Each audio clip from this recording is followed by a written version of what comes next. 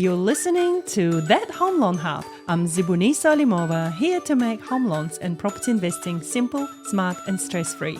Let's get you closer to your property dreams. Today we're diving into a hot topic, buying a property with friends or family. Sounds like a good idea, right? Split the cost, get on the ladder faster, and share the journey. But as with any relationship, money changes things. So let's break that down, what you need to know before you buy a home with someone else. Look, with house prices being what they are in New Zealand, more and more people are turning to co-ownership.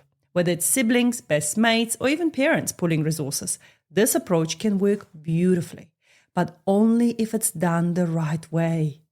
Now, why would you buy with someone else? Let's be real. Buying on your own is tough right now. By joining forces, you can combine deposits, borrow more with combined income, share mortgage repayments and living costs. It can fast-track your journey onto the property ladder, but it's not without the risks. So, key things to consider. Here's where things get serious. Before signing anything, a legal ownership structure. There are two main types. Joint tenants, you both own the property equally. If one person dies, the other automatically gets the whole thing. And then there is tenants in common. Each person owns a set percentage which can be passed on or sold. Always get legal advice on which suits your situation. Now, a co-ownership agreement. This is essential. Think of it like a relationship contract for your property. It should cover who pays what happens if one person wants out, how repairs and renovations are decided, what if someone stops paying their share. Look, it may feel awkward, but it's better to have the awkward conversation now than a legal battle later.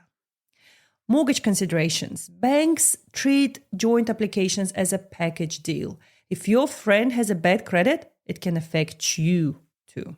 Also, both parties are usually jointly and severally liable. That means if one can't pay, the bank can chase the other for the entire loan. And let me give you an example. A couple of friends in Wellington came to me wanting to buy a 2-bedroom flat together. They both had solid incomes, decent savings, and thought it would be straightforward. What helped them succeed? First of all, we got them in front of a lawyer early. They agreed up front on how long they'd keep the property and what happens if one of them wanted to move on. If we made sure the mortgage was structured in a way that gave them flexibility down the line as well. Now, fast forward to 3 years, they're still friends, they're still co-owners and now looking at a second property.